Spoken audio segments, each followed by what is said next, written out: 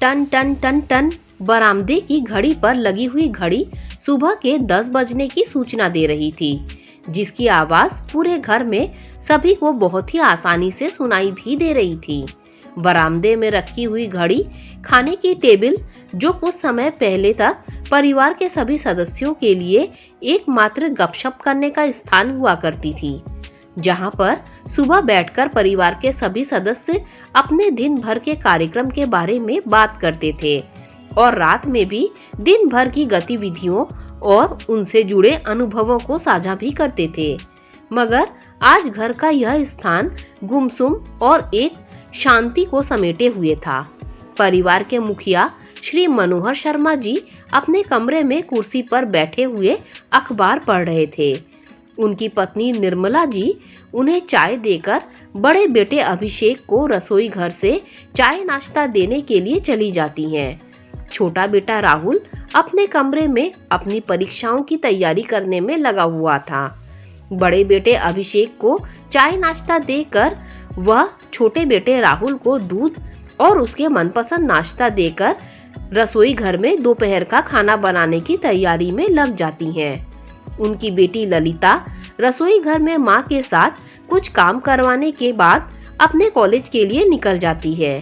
परिवार के सभी सदस्यों ने अपने ही कमरे में नाश्ता कर लिया था, इसीलिए खाने की टेबल अभी भी वीरान सी पड़ी हुई थी। 1 घंटे बाद अभिषेक अपने कमरे से बाहर निकलकर श्री मनोहर शर्मा जी के कमरे में चला जाता है और कहता है, पिताजी, आपने कल शाम को हुई बात के बारे में सोचा है? आपका फैसला क्या है? तभी निर्मला जी कमरे में दाखिल हो जाती हैं। श्री मनोहर शर्मा जी अपने बड़े बेटे अभिषेक से कहते हैं, बेटा, मैंने इस विषय में कुछ सोचा है और एक निर्णय भी लिया है, जो मैं आज शाम को परिवार के सभी सदस्यों के सामने बता दूंगा। अभिषेक अपनी माँ की तरफ देखकर अपने पिताजी से कहता है, ठीक है, और अपने पिताजी और माताजी के चरण स्पर्श करता है। दोनों उसे आशीर्वाद दे देते हैं।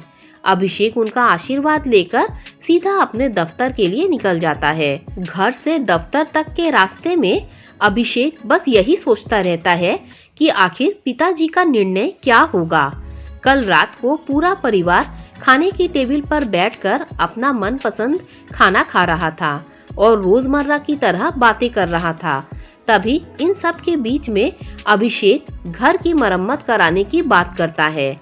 श्री मनोहर शर्मा जी अपने बड़े बेटे की इस बात को स्वीकार करते हैं और एक अनुमान के अनुसार 5 लाख रुपए तक का खर्चा होने की बात कहते हैं। अभिषेक कुछ पलों बाद कहता है, पिताजी, शहर से बाहर एक जमीन है जिसकी कीमत 20 लाख रुपए है।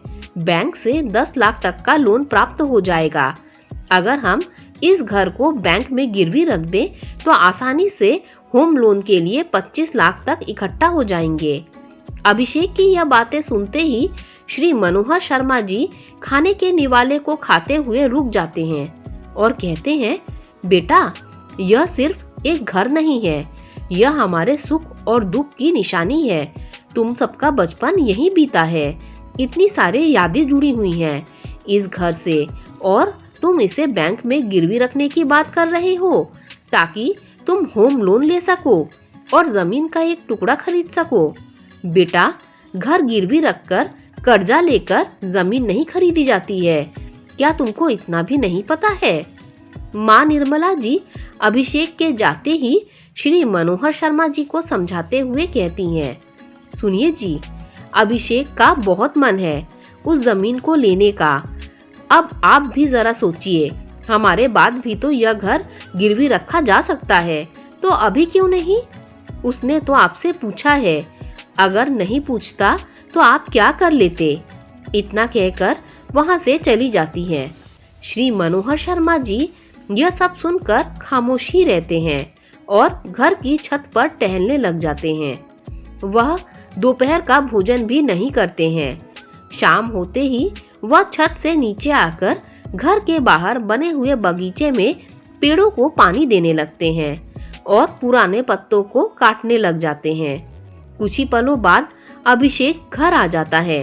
अभिषेक पिताजी को बगीचे में यह सब करते हुए देखता है और बिना कुछ बोले घर के अंदर चला जाता है और कपड़े बदलने लग जाता है।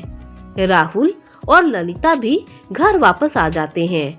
रात को परिवार के सभी सदस्य खाने की टेबल पर बैठ जाते हैं। माँ निर्मला जी सभी को खाना परोस देती हैं, मगर कोई भी खाने के निवाले को अपने गले से नहीं उतारता। यह सब देखकर श्री मनोहर शर्मा जी कहते हैं, कल के एक विचार पर मैंने अपना फैसला लिया है। बेटा अभिषेक, तुम इस घर को बैंक में गिरवी रखकर कर्जा ले सकते हो और उस जमीन को खरीदकर अपने नए घर का सपना पूरा कर सकते हो। वैसे भी इस घर की मरम्मत कराकर भी कोई फायदा नजर नहीं आ रहा है। अभिषेक की आंखों से आंसू बहने लगते हैं। वो कहता है, मुझे माफ कर दीजिए पिताजी, मैं दोषी महसूस कर रहा हूँ। इस घर से जुड़ी हुई यादों को मैं बेच नहीं सकता। आपने सही कहा था पिताजी, घर को गिरवी रखकर कर्जा लेकर जमीन नहीं खरीदी जाती है और यादों को तो कभी भी गिरवी रख ही नहीं सकते। कर्जा एक दलदल होता है, उससे बाहर निकालोगे उतना ही उसमें फंसते जाओगे। पिताजी मुस्कुराकर खाना खाने लगते हैं।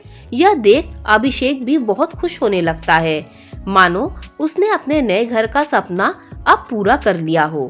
दोस्तों, अगर आपको ये वीडियो अच्छी लगी हो तो लाइक शेयर सब्सक्राइब कीजिए। Thanks for watching this video.